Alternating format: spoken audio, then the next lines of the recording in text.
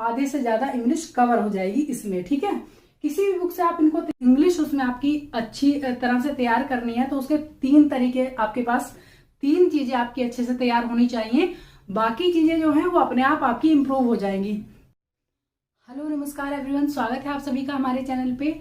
अगर आप किसी भी एग्जाम की तैयारी कर रहे हैं और इंग्लिश आपका सब्जेक्ट है, जैसे टीजीटी है, पीजीटी है या 6 to 8 इंग्लिश है, या किसी भी तरह की कॉम्पिटिटिव एग्जाम की आप तैयारी कर रहे हैं और आपका सब्जेक्ट उसमें इंग्लिश है, तो ये वीडियो आपके लिए बहुत ज्यादा इंपॉर्टेंट होने वाली है।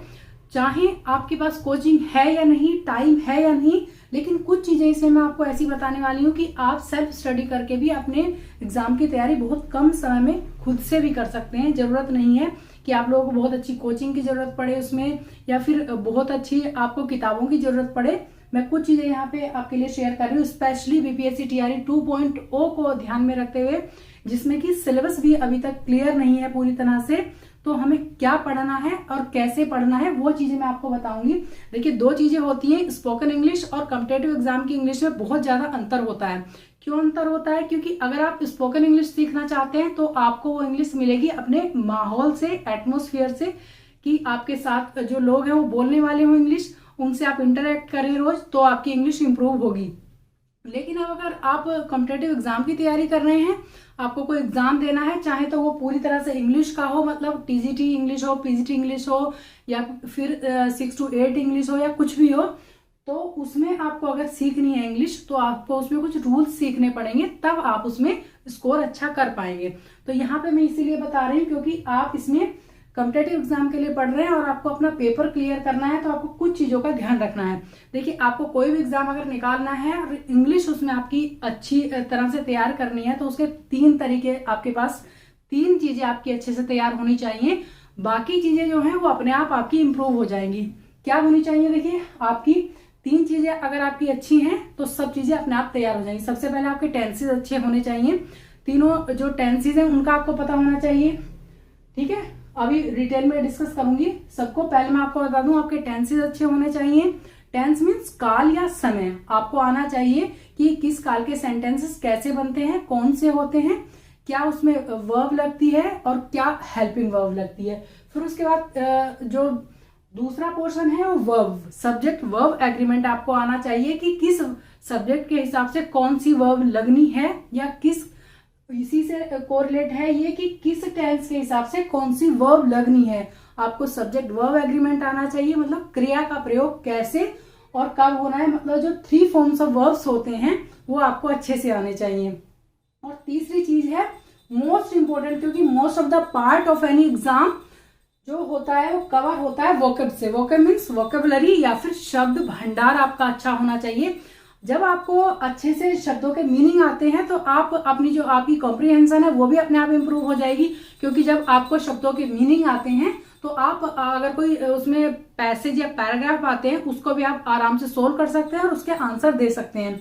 तो ये तीनों चीजें अगर आपकी स्ट्रॉन्ग हैं और आप अगर कॉम्पिटिटिव एग्जाम की तैयारी कर रहे हैं तो इन चीजों से आपका कम से कम भी 70% आपका जो पेपर है वो कवर हो जाएगा। टेंसेज आपको आने चाहिए अच्छे से, तो आप कॉम्प्रिहेंशन की चीजें भी कर लेंगे। उसी के साथ अपने आप वॉइस जो होती है, मतलब active and passive voice, direct indirect, और फिर उसके बाद एरर डिटेक्शन, सब चीजें आप अपने आप कवर कर सकते हैं अगर आपके ये चीजें तीनों अच्छी हैं। पहले टेंसेज अच्छे हैं, फिर सब्जेक्ट वर्ब एग्रीमेंट, और फिर वोकैबुलरी। ये मोस्ट इंपोर्टेंट चीजें हैं आपकी अगर आप किसी भी कॉम्पिटिटिव एग्जाम की तैयारी कर रहे हैं इंग्लिश से। अब टेंस में मोटा मोटी यहाँ पे मैं बताऊं, देखिए आपको पता है कि 3 टेंसेज होते हैं जो मेन पार्ट हैं टेंसेज के काल के। पास्ट टेंस है, भूतकाल हो गया, प्रेजेंट टेंस है जो अभी चल रहा है वर्तमान में, और ये फ्यूचर टेंस है जो कि आएगा। फिर इनके सब पार्ट्स होते हैं, तीनों के 4 सब पार्ट है। मैं यहाँ पे केवल एग्जाम्पल के लिए बता रही हूँ आपको। मेरा इस वीडियो को बनाने का मकसद ये है कि अगर आप लोगों के पास टाइम नहीं है और आप अच्छी कोचिंग भी अफोर्ड नहीं कर सकते हैं, तो ये किसी भी जो कॉमन बुक होती है छोटी सी क्लास की, अगर आपके पास है, कोई बच्चे हैं आपके घर में या कोई भी बुक रखी है, तो उससे आप ये चीजें तैयार कर सकते हैं आराम से, बिल्कुल। देखिए, आप यहाँ पे देखेंगे, अब इसके सब पार्ट्स हो गए। ये हम पहले देखते हैं पास्ट टेंस के सब पार्ट्स क्या हो गए। सिंपल पास्ट है, पास्ट कॉन्टिन्यूअस है, पास्ट परफेक्ट है, पास्ट परफेक्ट कॉन्टिन्यूअस है। इसी तरह से इन दोनों के भी सब पार्ट्स हो जाएंगे। तो सबके 4 हुए, 4 दूनी 8, 4 त्योहार है, 12 पार्ट्स हो गए सबके। इसी तरह से प्रेजेंट के आते हैं, simple present, present continuous, present perfect and present perfect continuous. Same इसी तरह से फ्यूचर का भी आता है। तो ये चीजें अगर आपको अच्छे से आती हैं कि कहाँ पे कौन सी वर्ब लगानी है, किस सब्जेक्ट के अकॉर्डिंग लगानी है और कौन सी हेल्पिंग वर्ब लगानी है, तो आपका आधे से ज्यादा इंग्लिश कवर हो जाएगी इसमें, ठीक है। किसी भी बुक से आप इनको तैयार कर सकते हैं। अगर मान लिया कोई तैयार भी नहीं करा पाता है, आप लोगों को मैं कोशिश कर रही हूँ कि पूरा कोर्स आपका कराऊं जो भी है। तो आप अगर मुझे कमेंट के माध्यम से कहेंगे कि पूरा मैं कोर्स आपका कंप्लीट करा दूं अपने चैनल पे, कमेंट करके बताइएगा कि कितने लोगों को चाहिए कि मैं ये आपका इंग्लिश का पूरा कोर्स करा दूं। ये ही नहीं, जो सब चीजें हैं जो पिछले पेपर को अगर हम देखें उसमें आपकी लिटरेचर ना के बराबर आई थी, अगर उसी तरह का पैटर्न रखते हैं ये, तो उसमें केवल आपकी ये ग्रामर पूछी जाएगी पूरी की पूरी। बस ना के बराबर लिटरेचर है, आप फिगर्स ऑफ स्पीच याद कर लीजिए, लिटरेरी टर्म्स थोड़े बहुत देख लीजिए, नहीं तो पूरी की पूरी ग्रामर उसमें आई थी। तो मैं पूरा कंप्लीट करा दूंगी आपका कोर्स। कमेंट के माध्यम से बताइए कि कितने लोगों को जरूरत है मैं ये पूरा कंप्लीट करा दूं। फ्री में कराऊंगी, कोई फीस नहीं है, कोई पेड प्रमोशन में किस चीज का नहीं कर रही हूँ। इसमें देखिए ये फिर आता है वर्ब पे आते हैं हम, 3 फॉर्म्स ऑफ वर्ब्स, किसमें किस सेंटेंस में या किस टेंस के अकॉर्डिंग कौन सी वर्ब आती है, ये मैंने एग्जाम्पल के लिए लिखा है। जैसे गो है, ये फर्स्ट फॉर्म हो गई, ये सेकंड फॉर्म हो गई वेंट, और थर्ड फॉर्म हो गई गोन। फिर उसके बाद आती है ईट की है, ईट हो गई फर्स्ट, एट हो गई सेकंड, और ईटन हो गई थर्ड। कम है, केम सेकंड है, कम है फिर से थर्ड है, सिंग सेंग संग। इस तरह से आपको आनी चाहिए टेंसेस के अकॉर्डिंग कौन सी लगाते हैं। इसी के अकॉर्डिंग फिर आप सभी चीजें कंप्लीट करते चले जाएंगे। आप कॉम्प्रिहेंशन वाला पार्ट भी एकदम क्लियर कर लेंगे, मतलब जो समझ के ऊपर हमारे आधारित होता है। इसीलिए पूछा जाता है कि आपकी समझ कितनी है, आप कितने इंग्लिश को समझ करके उसके आंसर दे सकते हैं। भाई जब समझेंगे तभी तो आप आंसर करेंगे किसी पैराग्राफ का। फिर उसके बाद आते हैं इस पे वोकेबुलरी आपकी कितनी स्ट्रांग है, मतलब शब्द भंडार आपका कितना अच्छा है, कितने शब्दों के आप अर्थ जानते हैं। ये शब्द उसमें क्या आता है वोकेबुलरी में, सिनोनियम्स आते हैं, मीन्स पर्यायवाची शब्द, एंटोनियम्स आते हैं विपरीतार्थक शब्द या फिर विलोम शब्द, वन वर्ड सब्स्टिट्यूशन आते हैं, मतलब ये होता है किसी एक पूरे वाक्य के लिए एक शब्द। अब ये आता है स्पेलिंग और मिस स्पेल्ड वर्ड्स, वो आते हैं मतलब किसी भी शब्द की या तो ऐसा होता है कि 4 ऑप्शन होते हैं या 5 ऑप्शन होते हैं, उसमें से 4 गलत होते हैं, 1 सही होता है, या फिर 1 गलत होता है और 4 सही होते हैं, इस तरह से आएगा। फिर उसके बाद इडियम्स एंड फ्रेसेस होगा। फिर होमोफोन्स होंगे, समान साउंड वाले शब्द जो होते हैं लेकिन अर्थ उनके अलग अलग होते हैं।